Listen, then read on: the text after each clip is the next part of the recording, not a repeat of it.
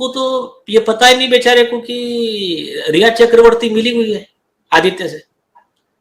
तो रिया चक्रवर्ती ये बात बता देती है आदित्य ठाकरे को, क्योंकि उसकी तो क्लोज है, ये तो अभी से नहीं है, साल से, मतलब कई महीनों से है। और फिर आदित्य ठाकरे एंड कंपनी ये करते हैं कि इस मामले में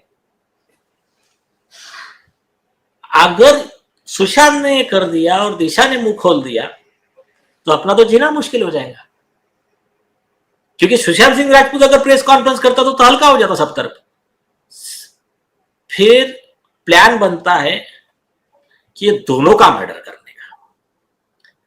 उस प्लान के तहत रिया चक्रवर्ती को कहा जाता है कि आज 8 तारीख को तू निकल वहां से, या तो फिर 8 को रात में मर्डर किया या 7 की रात में मर्डर किया, जो भी हुआ, लेकिन उसको कहा जाता है कि तू वहां से निकल। एकदम भागती है रिया वहां से और अपना फोन ब्लॉक कर देती थी सुशांत का।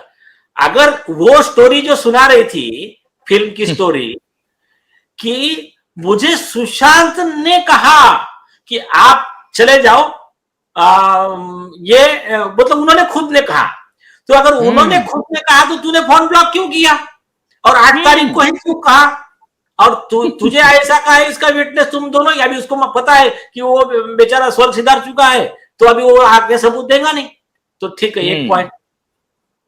फिर उसके प्लानिंग के तहत उसी तारीख को रात में, जो भी हो, 7 को हुआ या 8 को हुआ, लेकिन उस दिन मर्डर होता है दिशा का।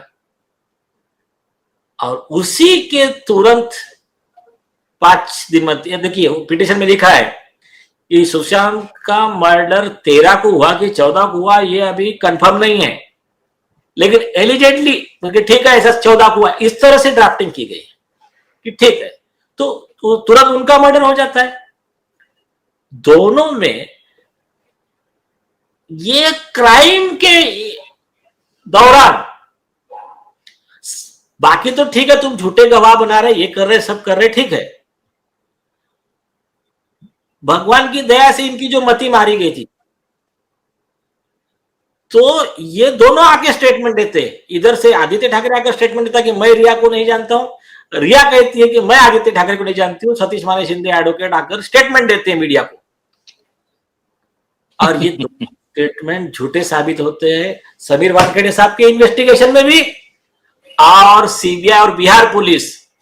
ये बात member of parliament Uddhav Thackeray के खुद के पार्टी के सांसद राहुल शेवाड़े, जो बाद में एकनाथ शिंदे के गुट में गए, उन्होंने लोकसभा में ऑन रिकॉर्ड कही कि ये क्राइम के दौरान 44 कॉल्स हुए रिया चक्रवर्ती और आदित्य ठाकरे के बीच में, और वो जो नाम कॉल हुआ एयू लिखा है, एयू का मतलब आदित्य उद्धव, उसके ये पूरा डॉट पूरा कनेक्ट करता है। बाद में आके रिया चक्रवर्ती वहां मिलने जाती है और कहती है कि सॉरी बाबू, क्या क्या कहा था उन्होंने, सॉरी बाबू।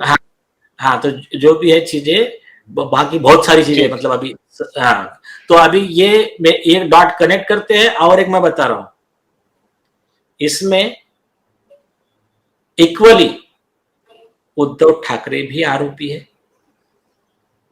किशोरी पेडनेकर भी आरोपी है, संजय राउत का पुराना रोल तो देख लेंगे, और अगर नई चीजों में अगर सच्चाई निकली, मैं ऐसा मान के चल रहा हूं कि हो सकता है गणेश शिवरकर सही बोल रहा हो, झूठ बोल रहा हो, लेकिन उसकी बात अगर सही है तो फिर अब एक नया सीरियस ऑफेंस संजय राउत का। लेकिन रिया चक्रवर्ती, आदित्य ठाकरे, सूरज पांचोली, डिनो मोरिया, उद्धव ठाकरे, ये लोग, इसमें उद्धव ठाकरे ने जो फोन किया था नारायण राणे, है ना, तो उन्होंने कहा था ना, राणे जी ने, कि मुझे रिक्वेस्ट किया कि आप ये मेरे बेटे को बचा लो ये मैटर में। फिर किशोर तिवारी ने कहा ठीक है ना, वो प्रेजेंट थे, मैंने पुलिस वाले से बात किया, उनके पास में भी जो भी व्हाट्सएप चैट्स, फोन रिकॉर्डिंग सब है उनके पास में भी, ठीक है, जो बताना चाहेंगे जब टाइप पे बताएंगे। तो ये सारी चीजें हैं, आप ठीक है, मेरे ख्याल से आज के लिए इतना काफी है। इतना है, 1 घंटा 3 मिनट हम लोगों ने बात की है और पता नहीं चला, क्योंकि दर्शक इंतजार करते रहे और लगातार देख रहे हैं। आप दर्शकों का बहुत बहुत आभार जो इतनी बड़ी संख्या में इस शो को आप देख रहे हैं। हम उम्मीद करते हैं कि इस वीडियो को अधिक से अधिक शेयर करेंगे। जो फोटोग्राफ हमने दिखाए हैं वो फोटोग्राफ बिल्कुल दिशा उसमें बिल्कुल स्माइलिंग चेहरे के साथ हैं, और पिता ने भी ये कंफर्म किया था कि जब उन्हें बॉडी मिली थी वो बिल्कुल हंसती हुई दिख रही थी।